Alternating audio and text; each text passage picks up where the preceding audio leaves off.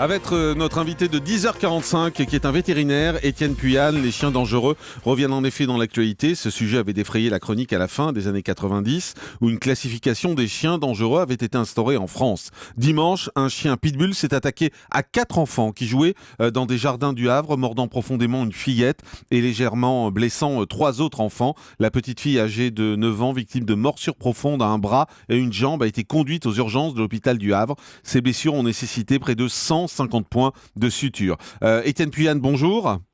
Bonjour. Merci d'être en direct avec nous sur Europe 1. Vous êtes vétérinaire. La question qu'on se pose clairement aujourd'hui, c'est est-ce qu'il y a des chiens clairement plus dangereux que d'autres, des chiens à risque? Ceux qui seront à risque, ce seront les chiens de grand gabarit avec une forte musculature. La morsure générée par un chihuahua sera bien évidemment beaucoup moins délabrante que celle qui pourrait être provoquée par un chien plus gros, un rottweiler, un labrador ou ce genre de choses. Oui, mais alors je vais vous poser la question autrement. Est-ce qu'il y a des chiens qui mordent plus que d'autres? Non, on n'a jamais prouvé scientifiquement une corrélation entre la race du chien et sa dangerosité. Ce qu'on a pu expliquer, c'était qu'il y avait des facteurs d'éducation, de sociabilisation, de la place du chien au foyer, ou même de certaines lignées par rapport à la consanguinité qui auraient pu expliquer que certains chiens étaient plus dangereux que d'autres. Mais sur la race, aucune corrélation n'a jamais été prouvée. Ça veut dire qu'aujourd'hui, avoir un pitbull, par exemple, c'est pas plus dangereux qu'avoir un labrador?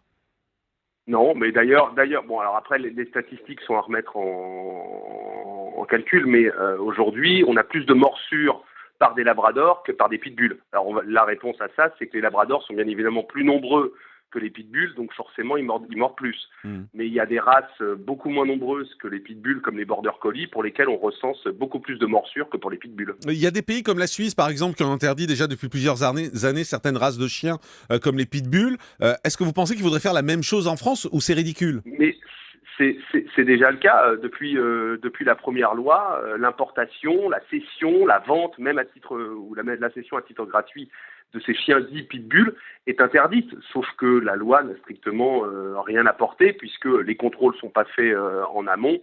Moi, dans ma clientèle, tous les ans, je vois arriver des chiens pitbull de 2 mois alors qu'ils n'ont aucune existence légale. Et pourtant, ces chiots, je les vois. Donc, à un moment ou à un autre, la loi n'a absolument rien résolu. Mais dire qu'il faut les interdire en même temps, ça veut dire qu'on reconnaît implicitement qu'ils sont plus dangereux que les autres. Mais c'est surtout qu'ils sont plus dangereux. Ils sont pas plus dangereux qu'un berger allemand ou qu'un labrador. La différence, c'est que en ciblant les pitbulls, on a ciblé aussi une clientèle de propriétaires, tout simplement. Donc, c'était à l'époque effectivement quelque chose. Moi, je travaille dans des zones qui sont pas forcément des zones les plus favorisées, et c'est évident que c'était des chiens que je voyais il y a une dizaine d'années, une quinzaine d'années, beaucoup plus régulièrement, mais ça n'a strictement rien résolu. Absolument rien. Ces chiens-là sont aujourd'hui interdits en France depuis près de 15 ans. Ouais, et pourtant vous nous le dites, vous voyez des chiots même aujourd'hui. Ouais.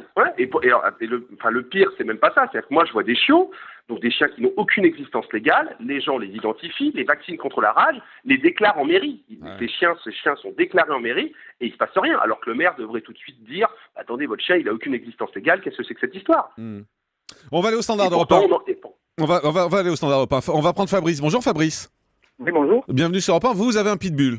Oui, j'ai un pitbull, de 14 ans. Depuis 14 ans, donc. Et vous avez des enfants aussi?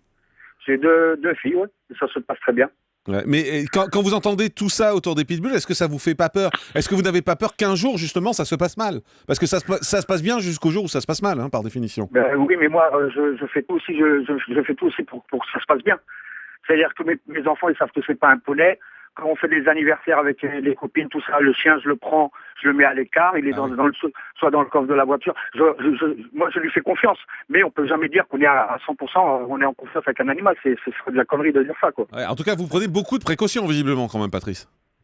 Fabrice, on est quand même obligé. C'est quand même des dominants, hein, c'est des races dominantes. Hein, il y a des choses à respecter. Moi, quand ma femme a accouché, avant qu'elle vienne avec mes enfants, enfin avec ma première fille à la maison, je faisais sentir les pyjamas, je lui disais que c'était un bébé, doucement, machin, tout ça.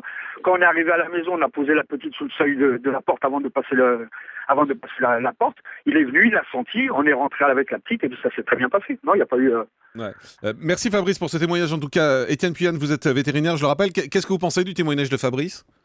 Bon, alors, Il y a du bon, il y a du moins bon. Il n'y a pas de race dominante à proprement parler. Voilà, c'est pas absolument pas vrai. La hiérarchie, c'est le chien, elle va s'établir par rapport aux directives qui seront données par le maître. Vous allez avoir peut-être des chiens un peu plus difficiles que d'autres.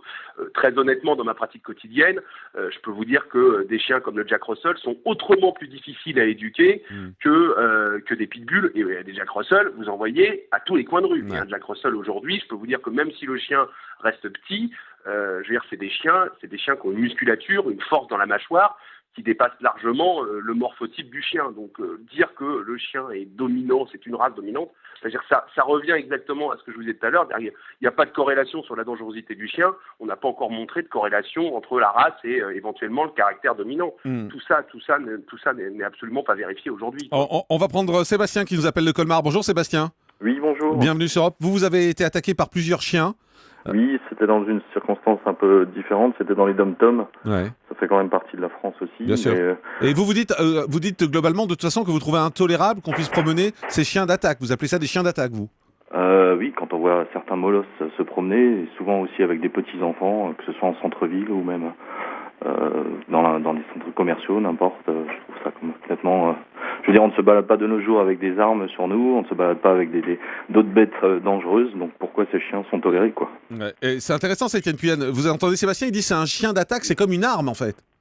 Non, mais le chien d'attaque, c'est parce que quand la loi sur la catégorie a été votée, les catégoriens ont été nommés chiens d'attaque. Aujourd'hui, je me promène avec un labrador, le gabarit du chien en fait un chien tout aussi dangereux que pourrait l'être un pitbull ou n'importe quel autre chien de ce gabarit. Encore une fois, il faut raisonner sur d'abord, ça reste des chiens, donc vous aurez beau prendre toutes les précautions à un moment ou à un autre, il y a des choses qu'on n'interprète pas, même nous en tant que véto, voilà, vous allez voir un chien, il est très gentil, vous apprenez le lendemain qu'il a mordu un enfant, voilà. Donc ce qui pose problème aujourd'hui, ça va être éventuellement le gabarit du chien. Prenez un berger allemand, prenez un labrador, si demain il mord un enfant, il fera les mêmes dégâts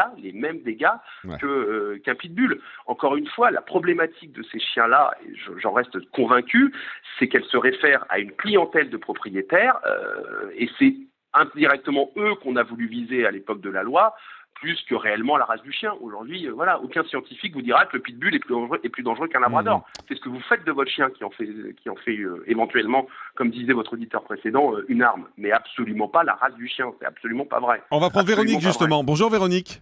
Oui, bonjour. Vous avez un chien dit dangereux et vous dites le problème, c'est pas les chiens, c'est les maîtres.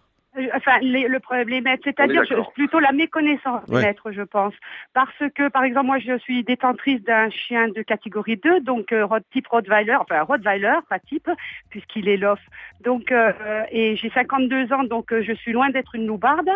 J'en ai eu une précédemment. Ouais. Bon, la loi a effectivement créé une journée pour obtenir un permis de détention. Et croyez-moi qu'à cette journée, quand moi je m'y suis rendue, il y avait que de bons maîtres.